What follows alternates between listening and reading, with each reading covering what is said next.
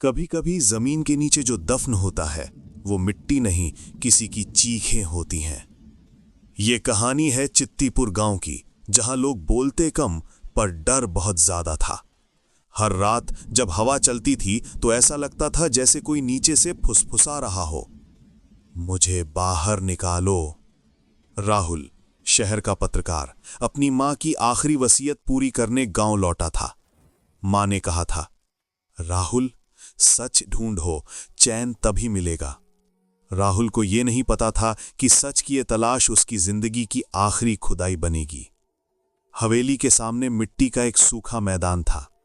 बीच में जंग लगा बोर्ड जिस पर लिखा था, खुदाई निषिद्ध। राहुल के अंदर पत्रकार जाग उठा। उसने सोचा, जहां खुदाई मना है वहीं कुछ छुपा है। रात के 12 बजे राहुल और उसका दोस्त मोहन टॉर्च लेकर पहुंचे।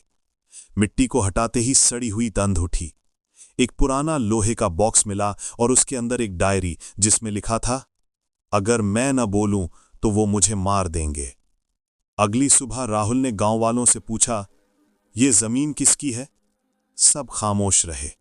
बस एक बूढ़ी औरत बोली, बेटा, जो दबा है उसे दबा ही रहने दो।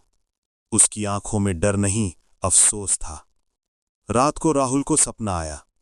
एक छोटी लड़की तालाब के पास खड़ी थी, गीले बाल, सफेद कपड़े और होठों से बस एक शब्द, खोजो। सुबह उठते ही राहुल की जेब में वही पन्ना था जिस पर लिखा था, रश्मि। अब मामला गंभीर था। राहुल ने 1998 के रिकॉर्ड निकाले।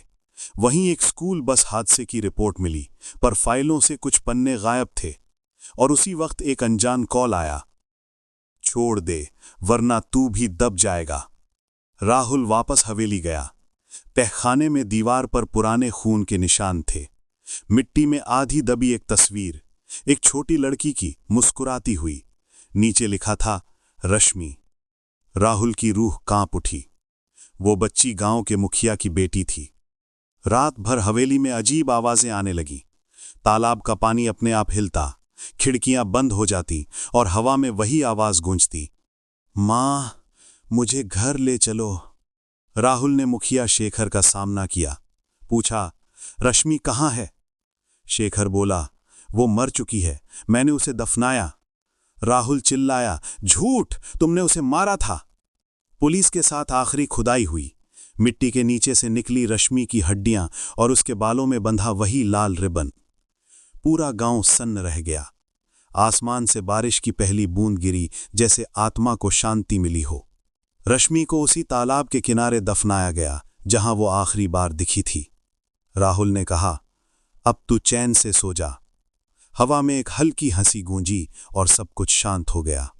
कहानी खत्म नहीं हुई, क्योंकि जब राहुल शहर लौटा तो उसके रिकॉर्डर में एक आवाज गूंजी, भाई, मुझे घर पहुंचा दिया ना। राहुल की आंखों से आंसू बह निकले और स्क्रीन काली हो गई। कुछ आत्माएं बस सच की तलाश में होती हैं, और जब सच बाहर आता है वो शांति पा लेती हैं।